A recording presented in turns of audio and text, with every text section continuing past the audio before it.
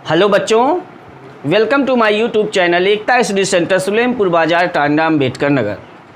बच्चों, आज हम लोग चैप्टर पढ़ेंगे electric flux and Gauss theorem, वैद्युत फ्लक्स तथा गॉस की प्रमेय। इसमें सबसे पहली हेडिंग आपको जो पढ़नी है वो है एरिया वेक्टर, क्षेत्रफल वेक्टर। चलिए हम लोग सीखते हैं कि क्षेत्रफल वेक्टर क्या होता है। इस पूरे चैप्टर में आपको क्षेत्रफल वेक्टर खींचना है हर निगमन में। तो क्षेत्रफल वेक्टर क्या होता है? किसी तल के या किसी समतल पर उस समतल के या उस तल के लंबवत बाहर की ओर खींचा गया वेक्टर ही क्षेत्रफल वेक्टर कहलाता है। किसी प्लेन पर उस प्लेन के परपेंडिकुलर ड्रा किया गया जो वेक्टर होता है वही वेक्टर एरिया वेक्टर होता है।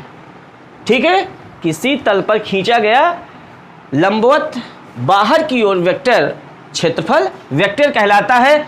यदि ये समतल का क्षेत्रफल a है तो ये जो उस पर लंबवत बाहर की ओर खींचा गया है वो वेक्टर a होगा। यदि इस वेक्टर a की दिशा में एकांक वेक्टर n कैप है तो हम लोग पढ़ें फार्मूला, तो वेक्टर a बराबर होगा क्या? n cap, an cap. जहां a क्या है? जहां a क्षेत्रफल वेक्टर का परिमाण है, क्षेत्रफल वेक्टर का परिमाण है, मैग्नीट्यूड है। ठीक है, आपको जो यूज करना है निगमन में वो कैसे यूज करना रहेगा आपको क्षेत्रफल वेक्टर में आपको बताऊं। कहीं कोई बड़ा सा क्षेत्रफल होगा, कोई समतल होगा जिसका क्षेत्रफल a होगा।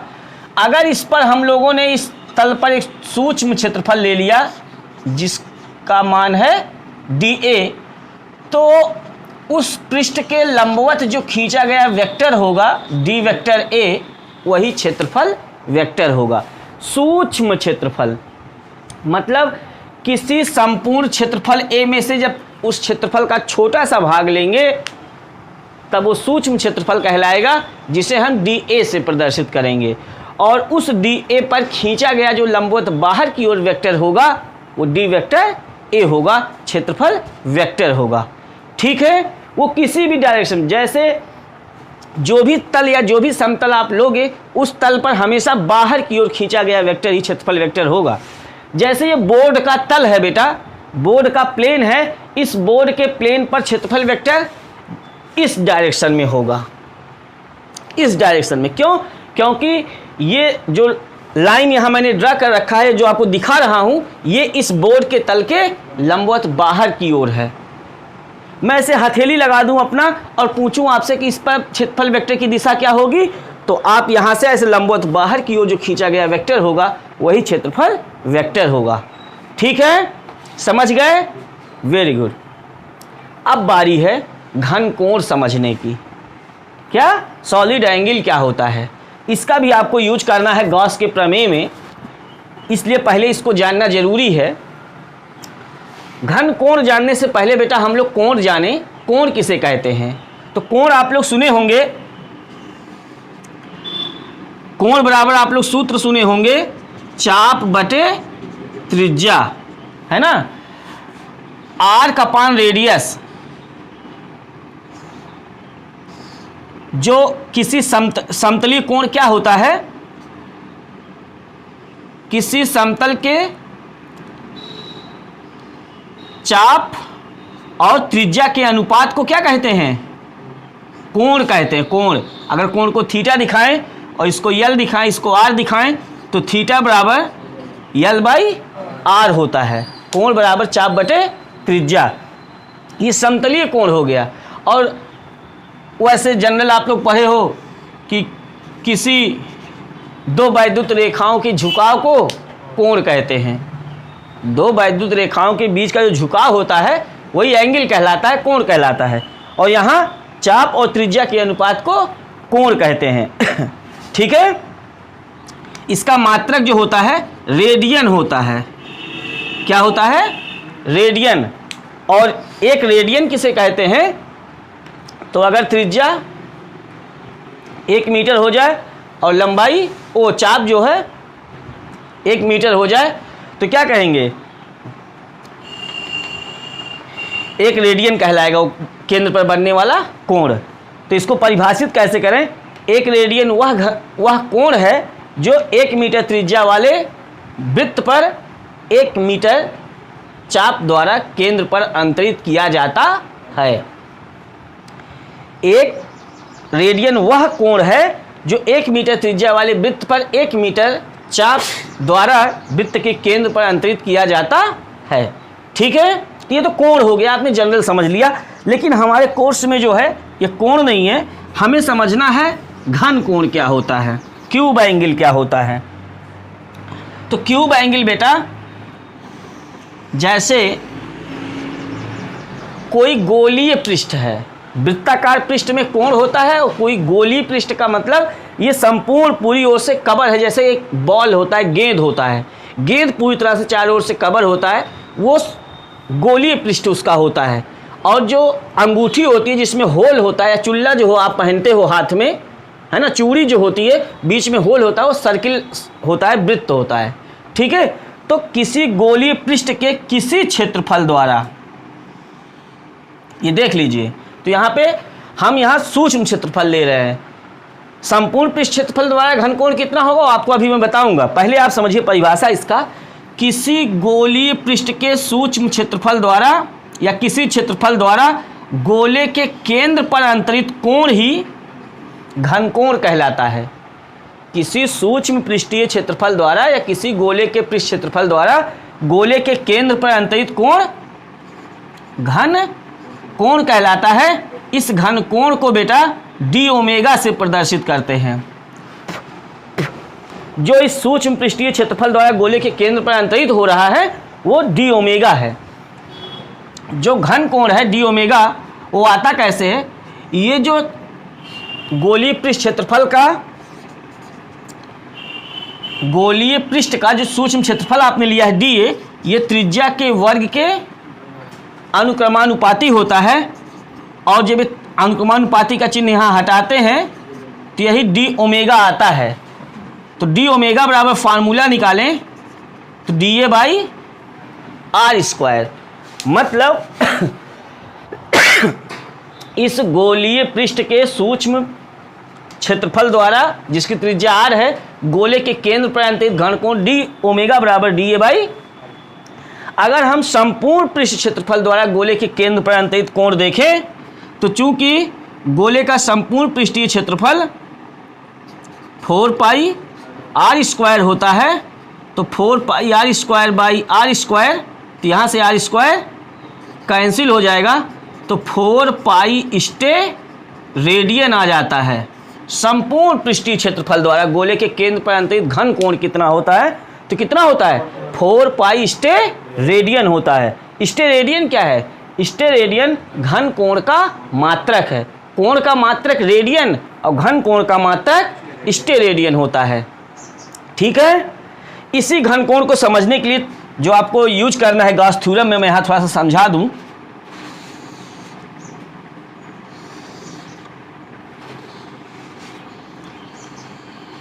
जैसे यहाँ पे आर ये त्रिज्या ले रहे हैं, केंद्र ओ है, तो इस पर जो वैद्युत क्षेत्र की, इस पर प्लस क्यू आवेश है, तो इस पर जो वैद्युत क्षेत्र की दिशा है या क्षेत्रफल वेक्टर इस पे बनाते हैं, 1 मिनट। जहां से दोनों ओर से बराबर दूरी पड़ेगा तो आर इधर भी हो जाएगा, आर इधर भी हो जाएगा। अगर ये डी ए है, क्या है, डी ए है, और इसका क्षेत्रफल वेक्टर ये था, तो इसका क्षेत्रफल वेक्टर जो होगा बेटा इस वाले भाग का, वो एन कैप मान लेते हैं, एकांक सदिश उसके लंबवत होगा। ठीक है, और इस डी ए क्षेत्रफल का जो इस पर प्रक्षेप पड़ेगा वो डी ए कॉस थीटा होगा। क्या होगा, डी ए कॉस थीटा होगा।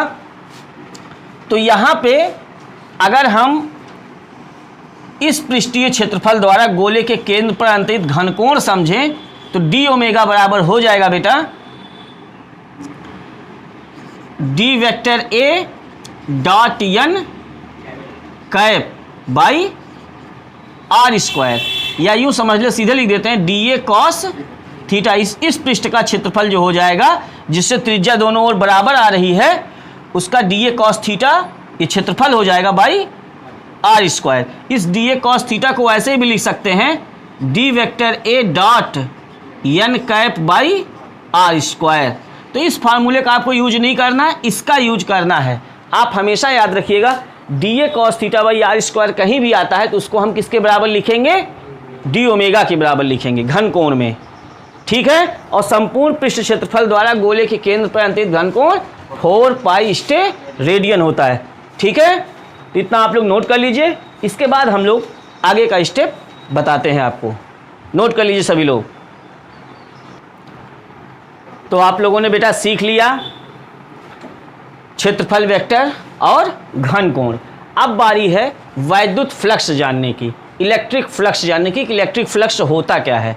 क्योंकि अगर ये सब नहीं जानेंगे कॉन्सेप्ट तो गॉस की प्रमेय का डेरिवेशन नहीं कर पाएंगे, जो बोर्ड परीक्षा के दृष्टि से बहुत ही इंपॉर्टेंट है। इलेक्ट्रिक फ्लक्स है क्या? इलेक्ट्रिक फ्लक्स जो है, वैद्युत फ्लक्स जो है बेटा, वो वैद्युत क्षेत्र का गुण है। वैद्युत फ्लक्स वैद्युत क्षेत्र का गुण है। वैद्युत क्षेत्र को हम सभी लोग किससे प्रदर्शित करते हैं? वैद्युत बल रेखाओं द्वारा प्रदर्शित करते हैं। किसको? वैद्युत फ्लक्स को। और जो वैद्युत फ्लक्स होता है, जहां बल रेखाएं पास पास होती हैं वहां वैद्युत क्षेत्र जो होता है वो प्रबल होता है, और जहां बल रेखाएं दूर दूर होती हैं वहां पे फ्लक्स, वहां पे वैद्युत क्षेत्र दुर्बल होता है, ठीक है। तो वैद्युत फ्लक्स है क्या? वैद्युत क्षेत्र में खींचा गया ऐसा काल्पनिक पृष्ठ, या वैद्युत फ्लक्स जो है वैद्युत क्षेत्र में खींचा गया काल्पनिक पृष्ठ पर जो गुजरने वाली वैद्युत बल रेखाओं की संख्या की माप होती है वही वैद्युत फ्लक्स कहलाता है। वैद्युत क्षेत्र में किसी काल्पनिक पृष्ठ से होकर गुजरने वाली वैद्युत बल रेखाओं की संख्या की माप को ही वैद्युत फ्लक्स कहते हैं। समझ गए सभी लोग? नोट कर लिया डिफिनीशन। वैद्युत क्षेत्र में खींचे गए किसी काल्पनिक पृष्ठ से होकर गुजरने वाली वैद्युत बल रेखाओं की संख्या की माप को वैद्युत फ्लक्स कहते हैं। वैद्युत फ्लक्स को बेटा फाई ई से प्रदर्शित करते हैं। किससे प्रदर्शित करते हैं? फाई ई से। इसको हम समझना चाहें तो जैसे यहां पे हम आपको कुछ बल रेखाएं दिखा रहे हैं।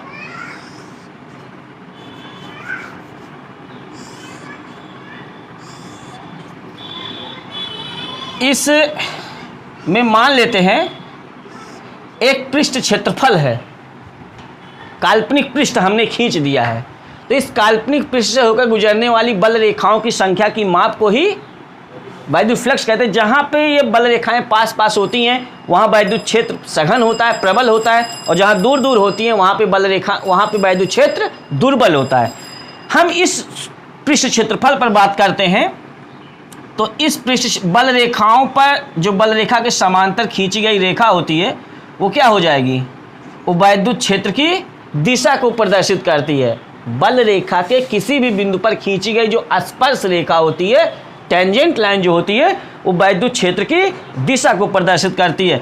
अगर हम इस पे एक सूक्ष्म क्षेत्रफल ले लें तो इस पृष्ठ के लंबवत जो खींची गई रेखा होगी वो क्षेत्रफल वेक्टर डी वेक्टर ए को प्रदर्शित करेगा यदि इसका क्षेत्रफल डी ए हो, ठीक है। तो मान लेते हैं किसी काल्पनिक पृष्ठ का क्षेत्रफल ए है, तो उस काल्पनिक पृष्ठ के क्षेत्रफल में से हम डी ए क्षेत्रफल पर विचार करते हैं, कंसीडर करते हैं। तो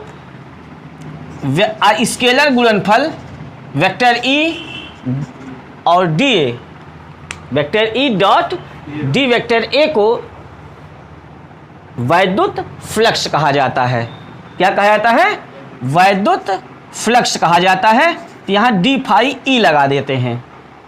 इस सूक्ष्म काल्पनिक पृष्ठ से होकर गुजरने वाले वैद्युत फ्लक्स को क्या कहते हैं? वैद्युत क्षेत्र की दिशा और क्षेत्रफल वेक्टर की दिशा के बीच का जो स्केलर गुणनफल होता है, डॉट गुणनफल होता है, वही क्या कहलाता है? उस सूक्ष्म पृष्ठ क्षेत्रफल से होकर गुजरने वाला वैद्युत फ्लक्स कहलाता है, जिसे हम डी फाई ई से प्रदर्शित करते हैं। ठीक है, इसमें बेटा थोड़ी बातें और आपको समझनी है। यदि वैद्युत बल रेखाएं पृष्ठ से बाहर की ओर निकल रही हैं तब तो फ्लक्स धनात्मक होता है, और यदि उसमें प्रवेश कर रही है उस पृष्ठ में तो फ्लक्स ऋणात्मक होता है। ठीक है, अगर हम इस सूक्ष्म पृष्ठ क्षेत्रफल से गुजरने वाले फ्लक्स को ना लेकर हम संपूर्ण पृष्ठ क्षेत्रफल से होकर गुजरने वाले फ्लक्स को लें तो संपूर्ण पृष्ठ क्षेत्रफल से होकर गुजरने वाला वैद्युत फ्लक्स फाई ई से प्रदर्शित किया जाता है। ये पृष्ठ समाकलन होता है बेटा, पृष्ठ समाकल vector E dot D vector ए। ठीक है, संपूर्ण पृष्ठ क्षेत्रफल से होकर गुजरने वाले फ्लक्स को हम पृष्ठ समाकल vector E dot D vector ए, जहां ये पृष्ठ समाकल ए जो है ये संपूर्ण पृष्ठ के क्षेत्रफल को प्रदर्शित करता है। यदि ये संपूर्ण पृष्ठ क्षेत्रफल जो हमने समतल में लिया है बेटा, ये समतलीय ना होकर किसी आयतन को परिबद्ध कर रहा है, किसी सॉलिड स्फीयर को प्रदर्शित कर रहा है, ठोस गोले को प्रदर्शित कर रहा है, इसमें रखा हुआ, जैसे ठोस गोला हो या कोई हवा से भरा हुआ गुब्बारा हो, वो वैद्युत क्षेत्र में स्थित हो जाए। मतलब एक ऐसा पृष्ठ स्थित हो जो किसी वॉल्यूम को घेरे, वॉल्यूम को परिबद्ध करे, आयतन को परिबद्ध करे, तब उससे गुजरने वाला जो फ्लक्स होता है बेटा वो बंद पृष्ठ समाकल का यूज किया जाता है, क्लोज्ड इंटीग्रल यूज होता है, vector E dot D vector ए। समझ गए? बाकी आप यहाँ से परिचित ही हो कि E D a cos theta लग जाएगा और ई कॉस थीटा बाहर आ जाएगा, बंद पृष्ठ समाकल डी ए, परंतु बंद पृष्ठ समाकल डी ए का मान जो है पूरा पृष्ठ का क्षेत्रफल हो जाएगा ए, तो संपूर्ण फ्लक्स हो जाएगा उस पृष्ठ से गुजरने वाला ई ए कॉस थीटा। तो इस तरह से किसी बंद पृष्ठ से होकर गुजरने वाला या किसी समतलीय पृष्ठ से होकर गुजरने वाला वैद्युत फ्लक्स जो होता है वो ई ए कॉस थीटा होता है। कंफर्म? Very good. अब हम लोग इसका मात्रक सीखें कि वैद्युत, और इसमें कुछ विशेष परिस्थितियां देख लें। विशेष स्थितियां बेटा आप सभी लोग समझ रहे होंगे कि वीडियो बनाने में बड़ा मेहनत लग रहा है। ये देखिए मेरा खूब पसीना निकल रहा है, तो इतना तो बनता ही है कि आप लोग एक बार वीडियो को लाइक तो जरूर कर दीजिए और चैनल को सब्सक्राइब कर लीजिए। ठीक है, तो इसकी विशेष परिस्थितियां क्या हैं देखते हैं हम लोग। थीटा पर डिपेंड करता है ये वैद्युत फ्लक्स। यदि पहली पॉइंट है, यदि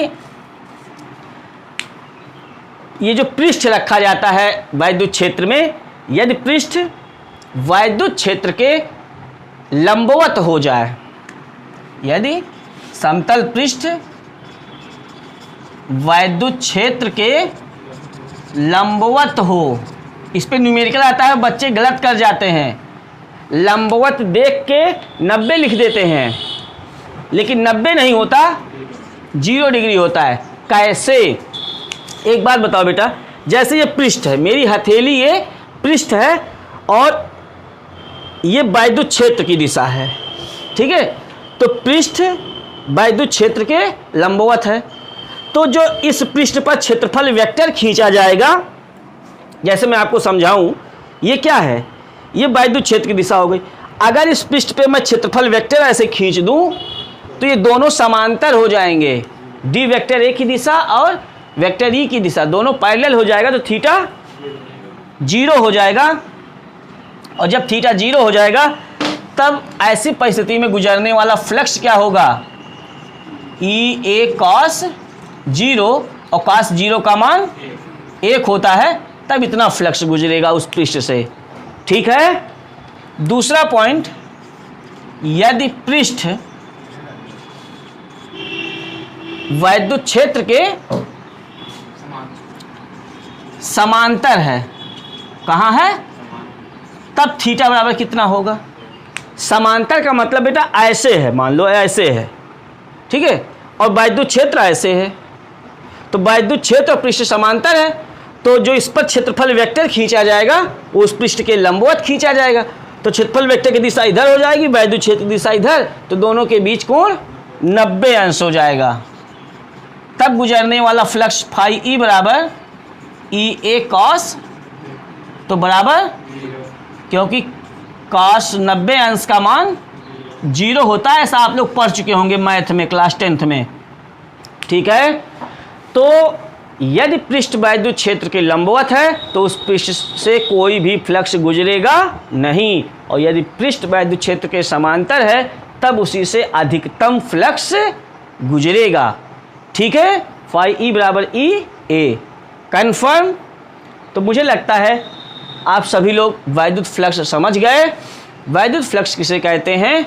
वैद्युत फ्लक्स किसी वैद्युत क्षेत्र में खींचे गए काल्पनिक पृष्ठ से होकर गुजरने वाली बल रेखाओं की संख्या की माप को कहते हैं।